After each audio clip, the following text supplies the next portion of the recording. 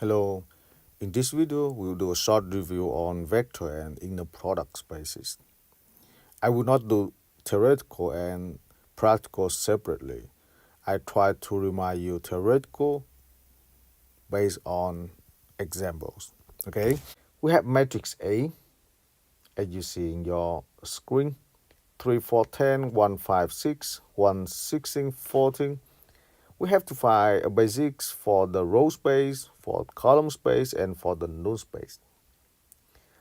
Those are three main spaces associated to a matrix. Okay, so what are they? If you have matrix A with m rows and n columns, so you can consider A as a map from Rn to Rm. Why? Look at this. So you have row 1 in here, row 2, R1, R2, and so Rm. And then you have the first column in here called C1, C2, and Cn. If you apply this matrix to some vectors, right? To some vectors in here. So you suppose you have x1, x2. So this vector should have n coordinates. I mean, you stop at xn. Otherwise, you just cannot multiply the rows, right, with this vector. Make sense? So at the end, you get some vector with y1, y2, and then ym. So I hope you still remember the situation when we study system of linear equations, right? We have m rows means we have m equations. We have n columns means we have n variables. So basically, a matrix m by n can be considered as a map from Rn to Rm. Okay? And then rows, you can see from here, rows are vectors in Rn. Is it correct? I can write here rows. They are vectors in Rn, and columns, they are vectors in Rm. And then once you have vectors, a set of vectors, you can consider subspaces generated by those vectors. So you have a linear spans of all rows and linear spans of, or I can write, let's use this, span and span of columns. Make sense? And all possible linear combinations of rows and columns will form subspaces in their spaces. So we have one subspace in here, we have another subspace in here. Once you have subspace, of course, you have right to consider a basics for that space. Make sense? So you need to learn basics. You need to learn dimensions, right? With the basics, you can do coordinate. You can express any vector as a linear combination of basics, and you get coordinates of that vector with respect to that basics. Make sense? Okay, that is the one thing. So we have row space and column space. How about the null space? Here we have Rn, and here we have Rm, two spaces, and here's the map A. Here you have vector 0. The null space of A is nothing but the set of all vectors in Rm such that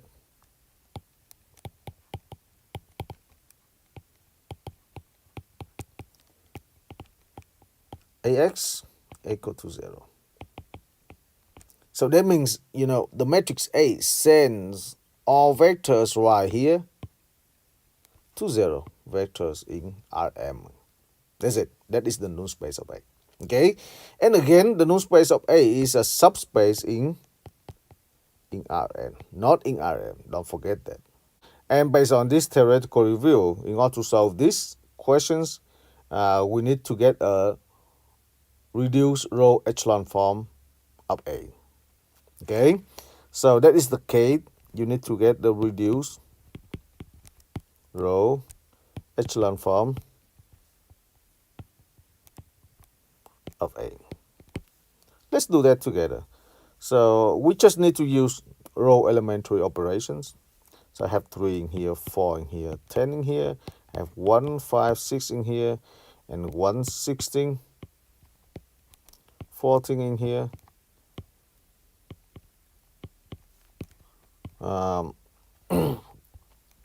I will do the following way.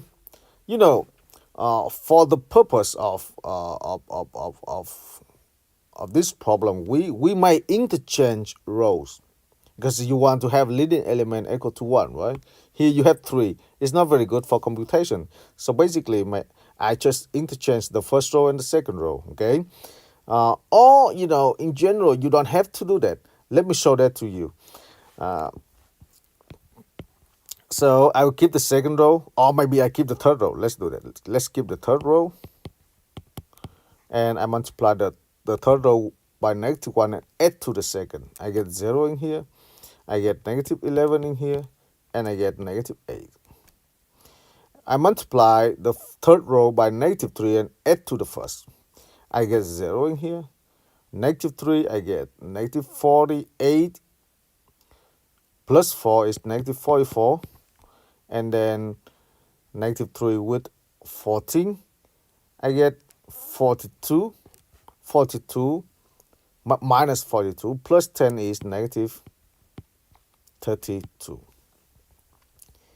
And you can see that, the second row and the first row are just scalar multiple, right?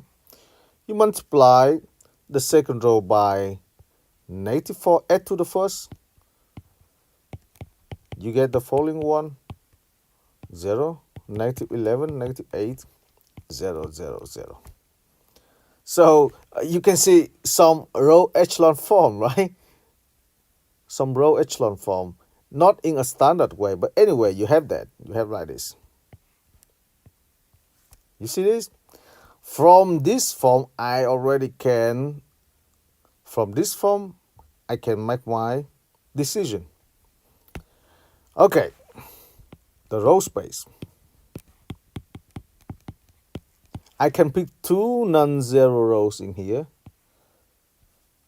and they form a basics for the row space.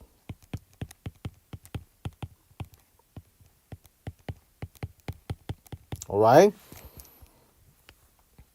For the column space,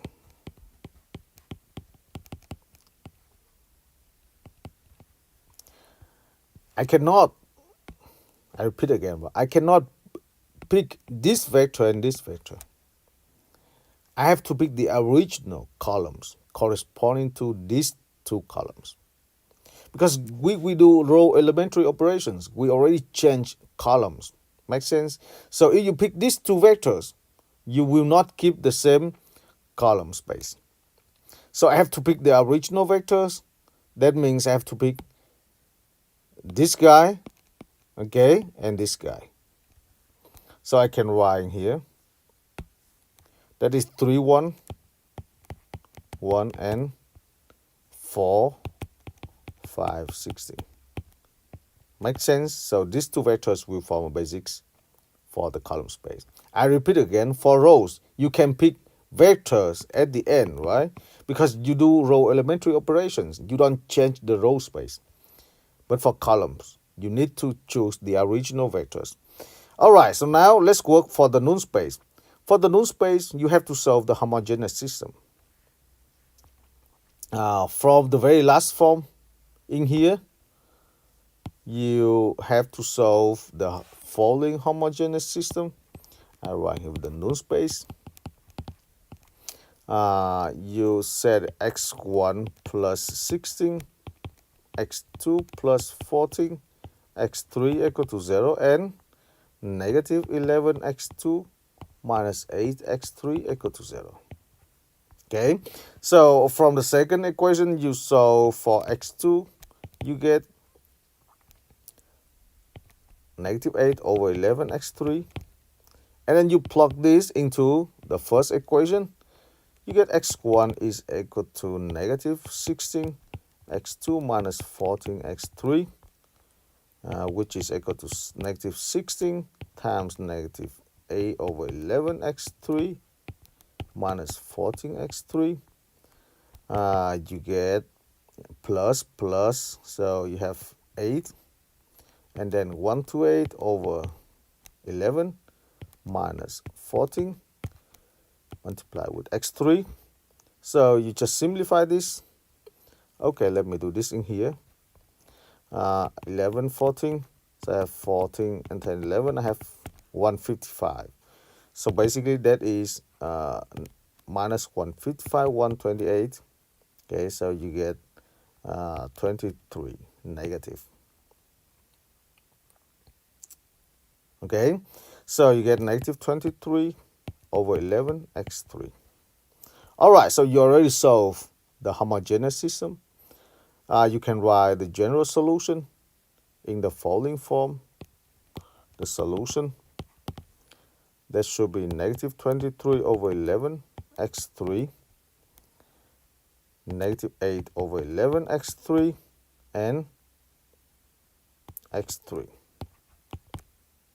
Or you can write x3 over 11, negative 23, negative 8, and 11. So what does it mean? That means the null space contains all vectors of this form. That means this vector is a basis of the null space. Okay, and this is the basis of the null space. So we are done. Let's consider the second example. Transition matrix.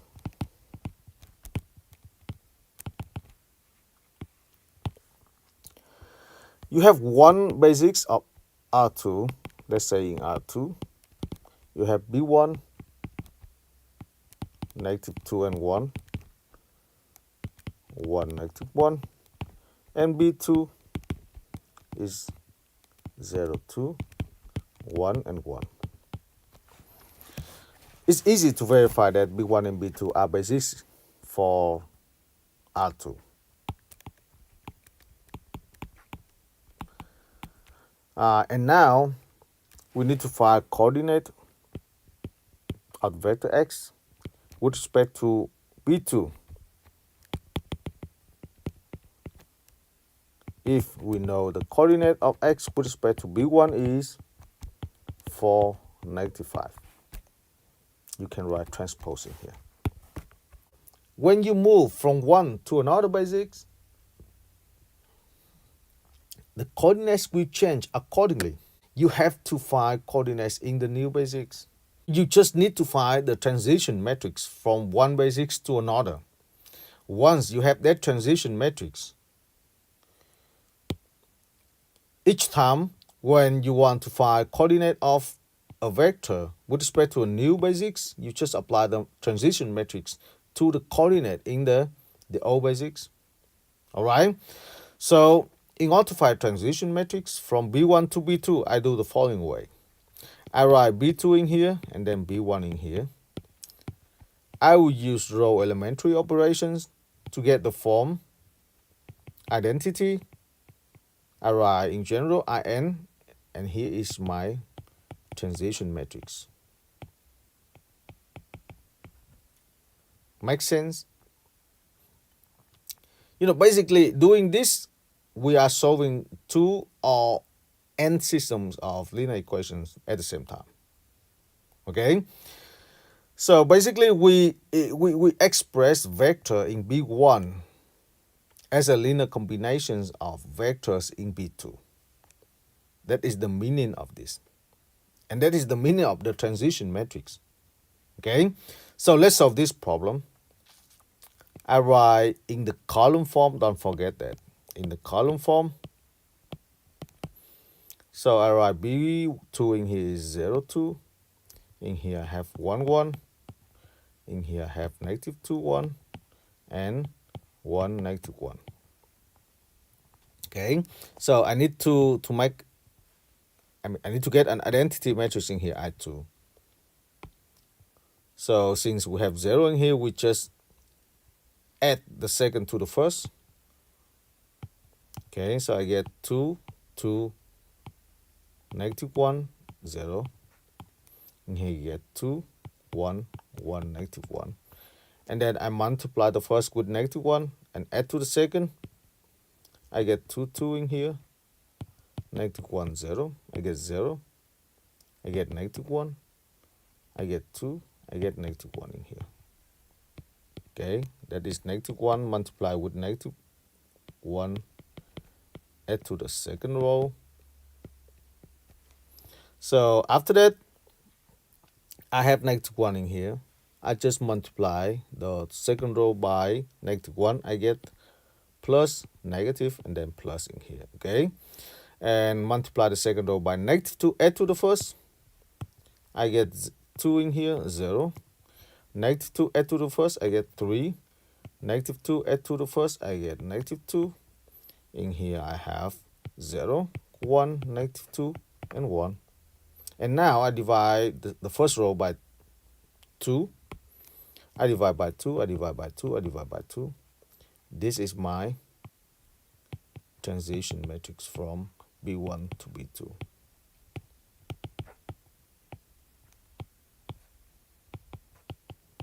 Okay, once you have the transition matrix, you can find the coordinate of x with respect to B2 equal to this matrix 3, 2, -1,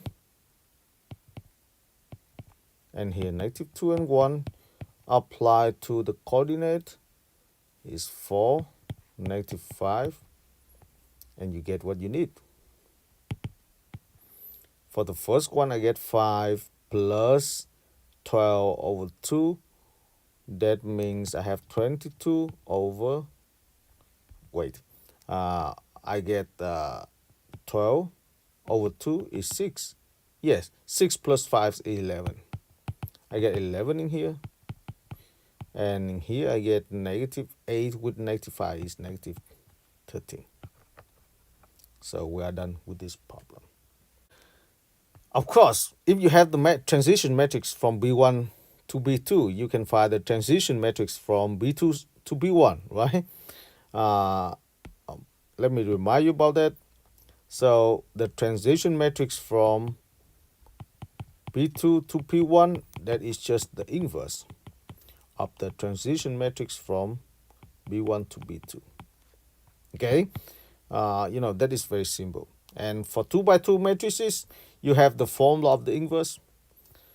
If you have matrix A equal to A, B, C, D, and A is invertible, you can find the inverse matrix as 1 over AD minus BC times D, A, -B, and -C in here. All right? I just remind you the formula in case we need in the future. Example 3, with subspaces.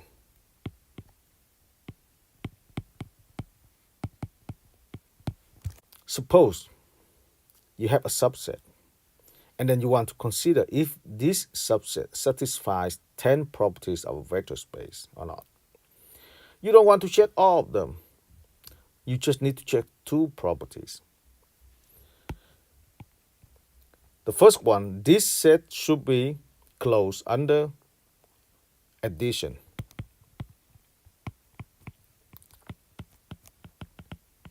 Right? What does it mean? That means you pick 2 vectors u and v, you add them, so you have a set in that. That means you pick 2 arbitrary vectors in S. The sum is also in S.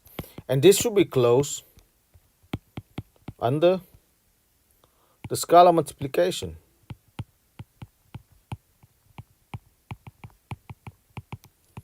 So what does it mean? That means you pick some vector, you multiply with some scalar, you still have a vector in that set. So once the set satisfies two properties, that will be a subspace. So we consider uh, the set of, or the vector space of n by n matrices and some set V in this, such that V is all matrix A and A is commuting with a given matrix B. So I will write, yeah, A B0 equal to B0A. Or I can write here V B0. Means they give you a matrix B0 and they consider the set V B0 which contains all matrix A that commuting with B0. And you need to check that if this is a subspace or not. Okay? So let's check if VB0 is a subspace or not. We need to check two properties. The first one, you pick some vector, matrix A, 1 and A2 in V. Okay?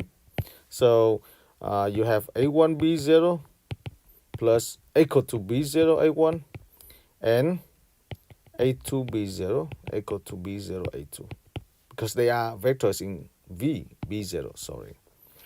And then you sum them up, right? You sum them up, you need to check A1 plus A2 B0 and this is equal to B0 A1 plus A2. And you know this is a consequence of these two identities. So what does it mean? That means A1 plus A2 is commuting with B0. From here I get A1 plus A2 is also a vector in, is also an element in VB0. So the first property is good. The second property, you pick some matrix A, some lambda, and then you consider A lambda. And you need to check if A lambda belongs to VB0 or not. So that means we need to check the following identity. B0 lambda A. Right? But this is also obvious. Why? Because lambda is just scalar. Lambda is just scalar in here. So you can take this out, right? And you get just lambda A B0 from the left hand side. Since A B0 equal to B0A, you get lambda B0A. And since lambda is the number, you can take that in, you get B0 lambda A, which equal to the right hand side part. So basically, yes, the set VB0 is a subspace for each B0. Example 4, spanning set.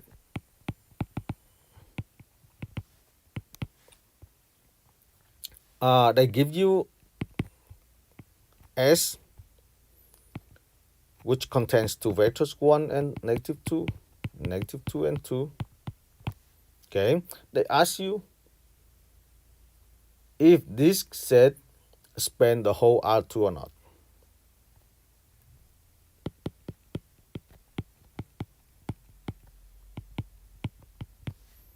It's pretty easy. You know, R2 has dimension 2. This set has two vectors. So S spans R2 if and only if vectors in S form a basis for R2. So basically you need to do very simple thing. You said you consider the matrix 1, -2 and -2, 2 in here. You write vectors in the column form and you check the determinant. Make sense?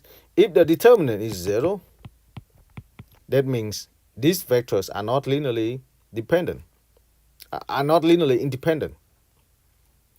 They cannot form basics because they have only two vectors. So you say no. If the determinant is 0, that means not 0, sorry, these vectors are linearly independent. Two linearly independents will form basics for R2. So say yes. So what is the determinant of this guy? That is just 2 minus 4 equal to negative 2, which is not 0. So you can see your answer right away. All right? Spanning set in R3.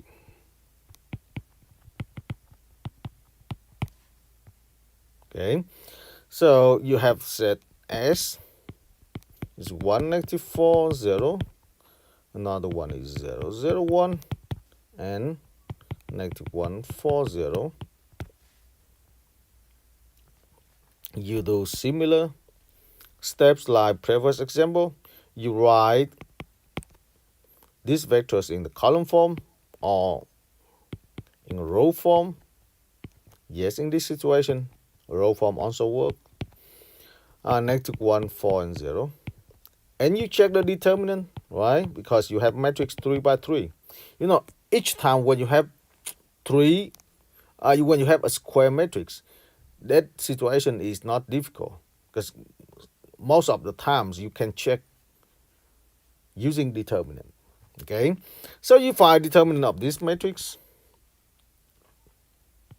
If the determinant is 0, no. If that is not 0, yes. Okay, so what is the determinant of this matrix? I will span the determinant along the second column because I have two zeros out there. So the determinant of this matrix A is just equal to, this position is 3 by 2, so I have negative 1, and here 1, negative 1, negative 4, and 4. The determinant is 0. So that is no. S does not span R3. You have a set S, negative 3, 1, 3, and then 1, 9, negative 3, and then 2, 4, negative 3. They ask you to check to determine if S is linearly independent or not.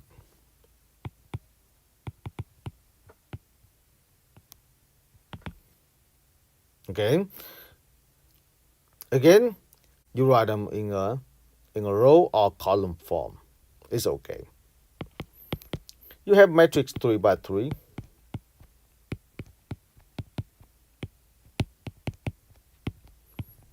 This is 3 by 3. For square matrices, you can check determinant. If the determinant is 0, rows of this matrix are not linearly independent. If the determinant is not 0, they are linearly independent. Is it? So your job is just to find the determinant. Okay, so let's find determinant of this matrix A. We have different methods to find determinant. Okay, I will do the following way. I will use diagonal form. So I have negative 3 times 9 times negative 3 minus 1 times 2 times 3 plus 1 times 3 times 4. And then with the other diagonal, I have minus 2 times 3 times 9. And then minus negative 3 times negative 3 times 4. And then minus 1 times negative 3.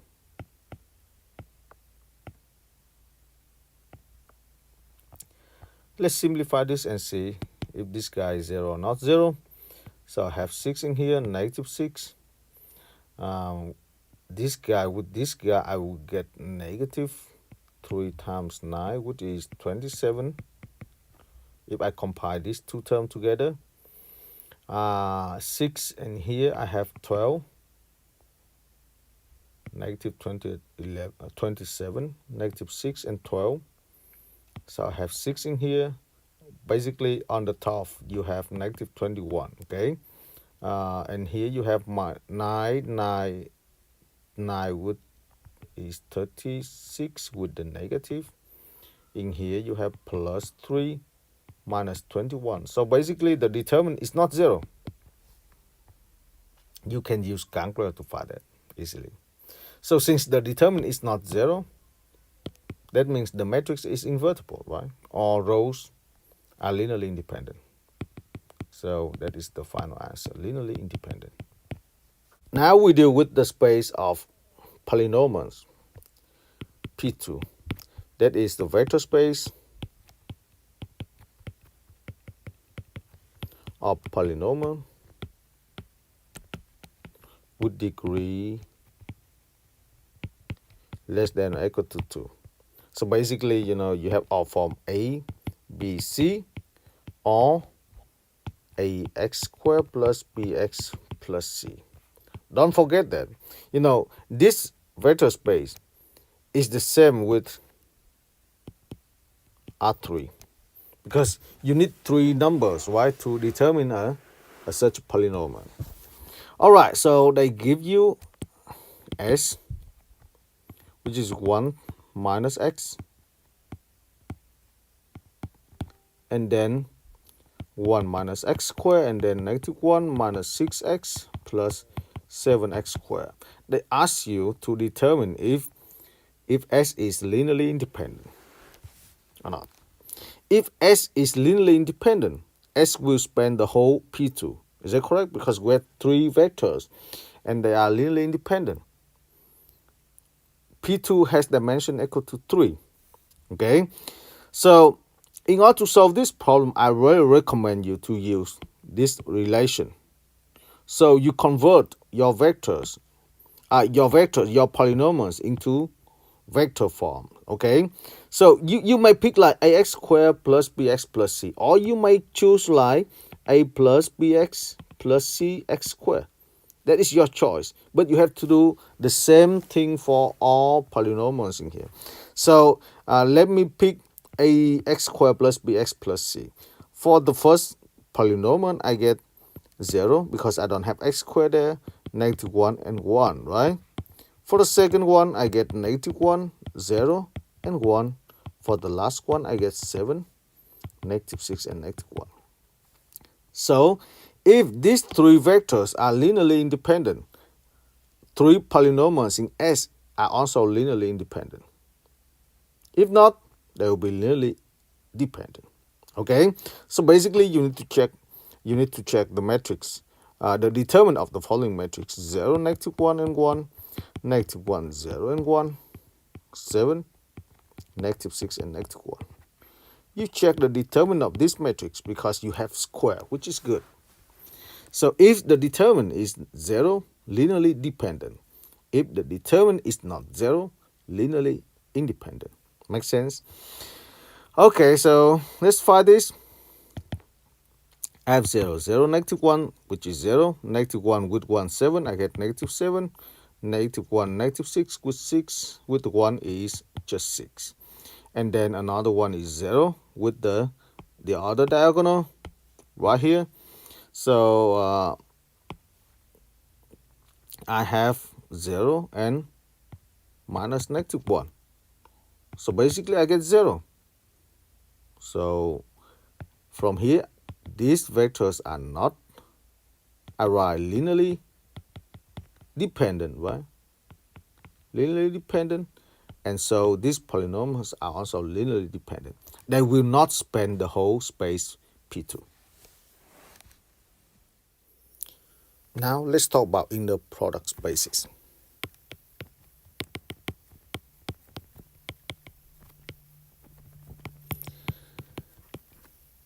When we study vector spaces, we don't have any geometry of the space because we didn't have any measurement. Make sense?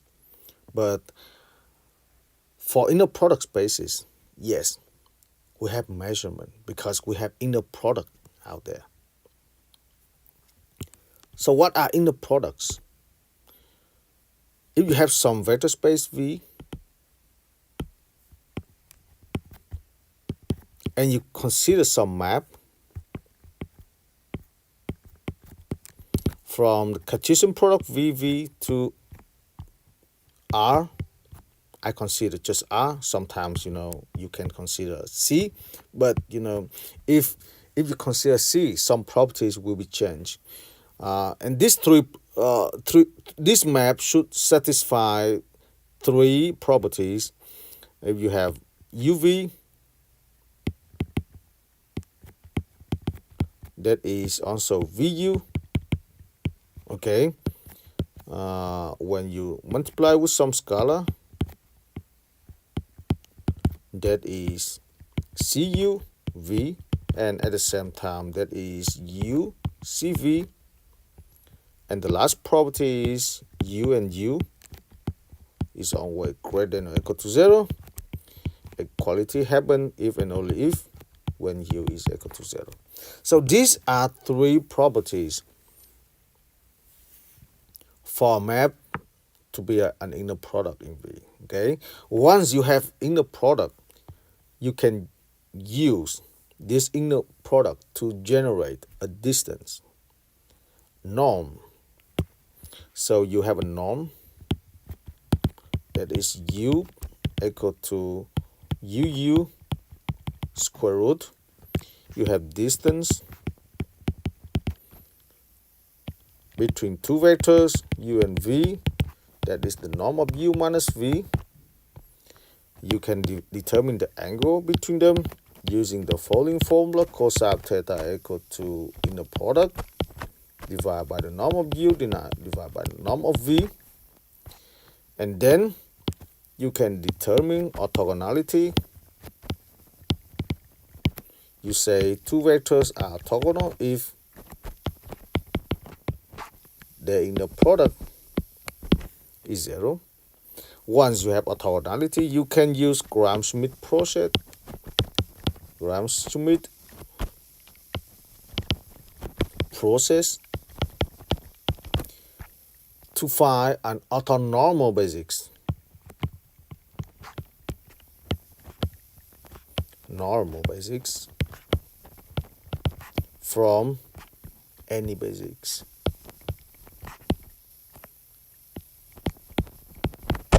Make sense? So that is the whole geometry of an inner product space.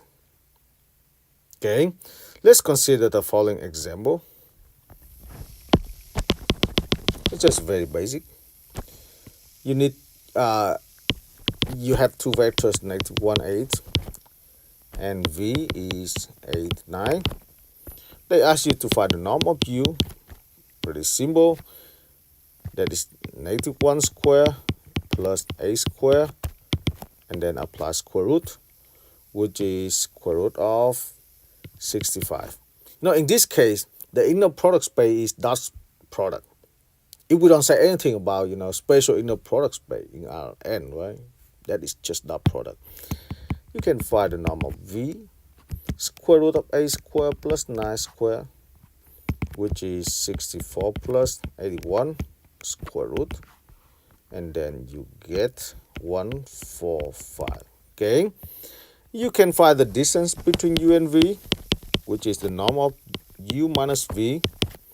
So you can write the norm of what? Of 9 and here 1, and that is square root of 9 square plus 1 square, which is square root of 82.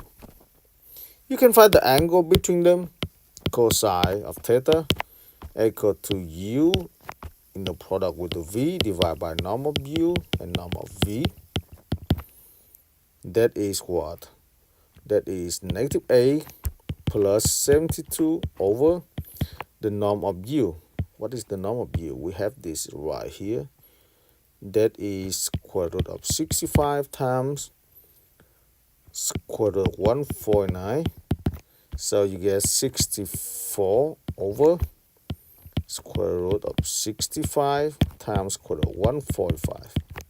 And once you have that, you use calculator to find angle theta, which is a cosine of 64 over square root of 65 times 145 here. That's it. Okay, and of course in this case these two vectors are not orthogonal because the dot product is not 0. Done. All right, before we move to Gram-Schmidt process, we need to remind you about orthogonality, how to find orthogonal projection of one vector onto another one. Okay, you use this using these two vectors. We can do that. Let's find orthogonal projection of U onto V and orthogonal projection of V onto U. So according to the formula, we have uv in here and then divide by the norm of v squared times v. And here is uv, the norm of u squared times u. Okay, so we already have that product, which is 64, right? And the norm of v is 154, I guess, 145. 145. You know, we apply squaring here, so you don't have square root anymore, right? Times v, which is 8, 9. And another one, I have 64 over 65 and negative 1, 8. So you see, it's pretty easy, okay? All right. Another important property of inner product space is orthogonal subspace. So what does it mean? I mean, you have the whole space right here, okay? You have some vector in here and you have some subspace in here. You need to find orthogonal projection of this onto that subspace. Or sometimes you have to determine the subspace which is orthogonal to some vector or to some other subspace. Make sense? You know, that is very important problem. Actually, that is some kind of optimization problem. Let's consider the following example. You have vector u in R3. They ask you to find the subspace in R3, which is orthogonal to U.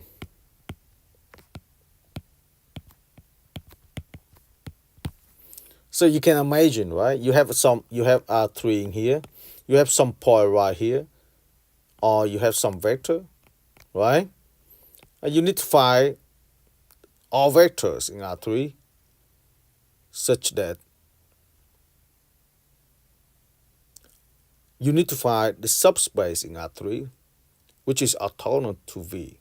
So you can imagine that should be planes, right? There should be planes.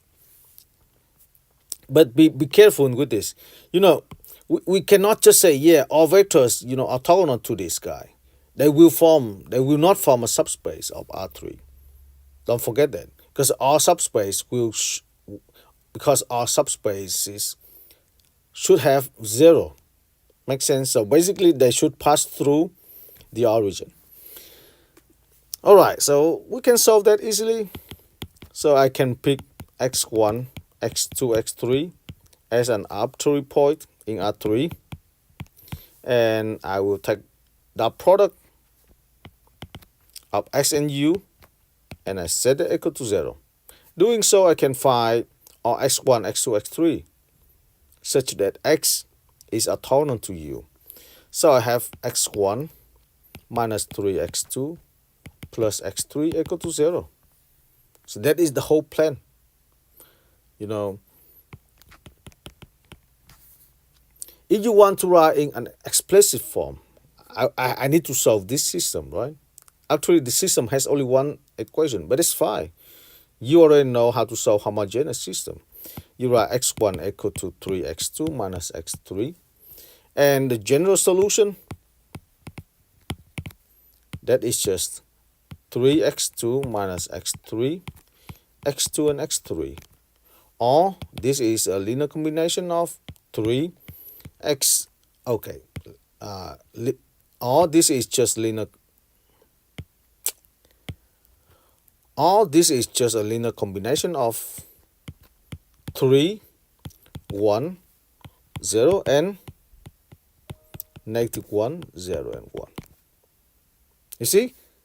And these two vectors form basics of this subspace. If you want, you can check that. Actually, these two vectors are orthogonal to vector u. Just check the dot product. Agree? All right, so let's move to the last problem. Gram-Schmidt process. Now we already know orthogonality. We already know how to find orthogonal projection. Let's talk about Gram-Schmidt process.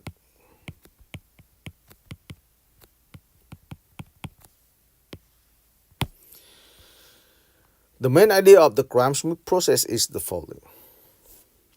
You have vector u1, u2, and un. And this n vector form a basics for your vector space. They are not orthogonal. They are not normal. Not orthogonal. Not normal.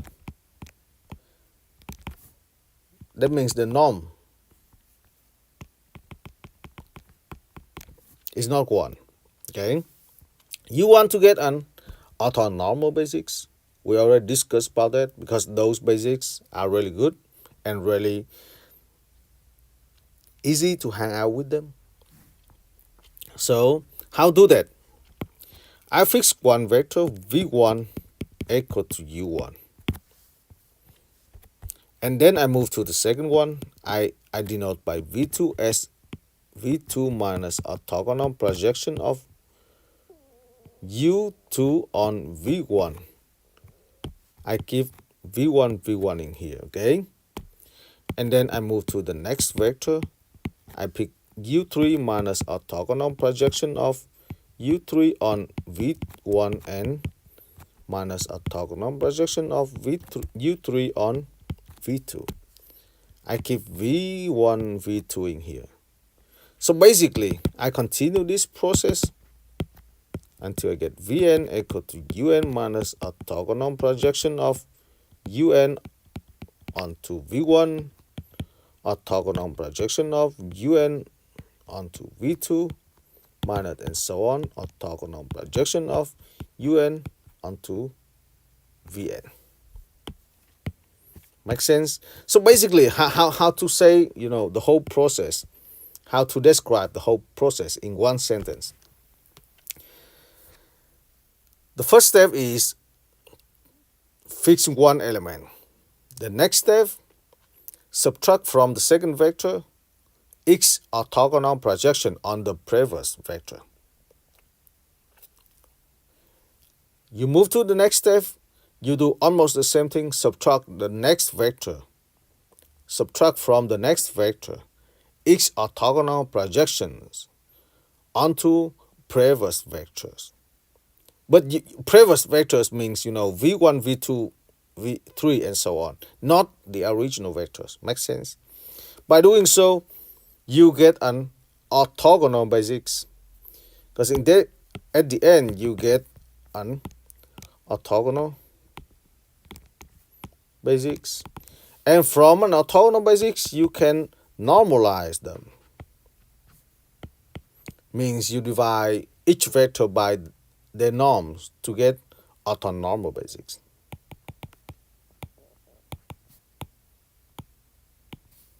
Make sense? All right, let's consider the following example, which is 0, 0, 8, 0, 1, 1, and 1, 1, 1.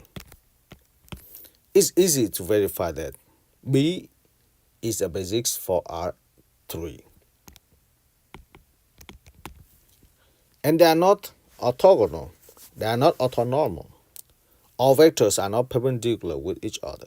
Okay, so let's denote by u1, u2, and u3 in here. I will fix V1 equal to U1. And then V2 equal to U2 minus orthogonal projection of U2 on V1. That is 0, 0, 8. I have U2 is 0, 1, 1 minus orthogonal projection. That is just 0, 0, 1. Dot product with 0, 0, 8. Oh no, here I should have 1 right here, okay? And then divide by the norm of U1, the norm square, which is 8, times 0, 0, 8. So I get 0, 1, 1 minus 8 over 8, 0, 0, 8, which is 0, 1, and negative 7. Okay, and then I move to V3. I have V3 is 1, 1, 1 minus orthogonal projection of this vector onto V1 and V2. So I have this is 0, 0, 8. The norm is 8. We already see that. Times 0, 0, 8 minus another orthogonal projection 1, 1, 1 times 0, 1, negative 7. So I have to pick this vector. You see, I have to pick this vector, right? And divide by the norm of this guy square. So I have 1 square plus 7 square times 0, 1, negative 7. At the end, I have 1, 1, 1 in here minus. This gives me again 1. So I have 0, 0, 8 minus. I have 1, negative 7 minus. So I have negative 6 in here. In here 40, I have 50, and here 0, 1, negative 7. Let's simplify them. For these two vectors, I get 1, 1, negative 7. And for this guy, I plus 0, 3 over 25, and then negative 21 over 25. So I get 1, 28 over 25, and then negative 7 with 25. I get 7 here, negative 7, 1 plus 3 over 25, which is 28 over 25 times 7, which is not good. Not a good number. So I have 7 times 28 over 25. That's fine. You know, the most important is the idea, right? So once you have all computations, you have this, the last vector. You divide V1 over the norm of V1. You get V2 over the norm of V2, and you get V3 over the norm of V3, and then you get orthonormal basics. That is how the Gram-Schmidt process works. Okay? I think I finished my review. So I recommend you to solve all this problem again. I may do some mistakes in computation. Just let me know if you see any, okay? And if you have any questions, feel free to let me know. All right? Thank you.